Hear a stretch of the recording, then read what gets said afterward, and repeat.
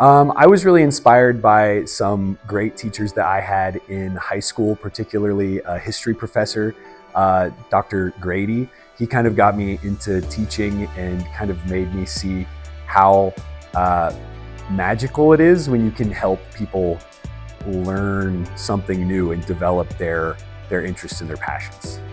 I think that educators are facing a lot of challenges right now. Particularly in the last 4 years, we've dealt with a global pandemic. We've got economic change, technological change, and I think those are all things that we see with our students because they bring a lot of the things that they're experiencing at home into the classroom.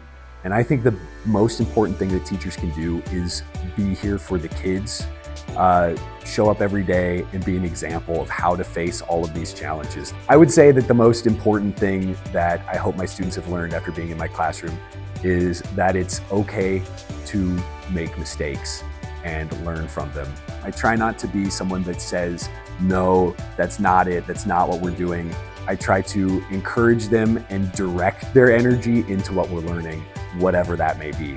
So if they want to take it in a creative direction, I'm going to say, yes, let's do that, and let's relate it to the project that we're working on. So if a student is struggling with a particular concept or a particular material, we can swap out the materials, give them something that meets their needs a little bit better. We can change the format of the final project. It doesn't have to turn out the way that I envisioned it.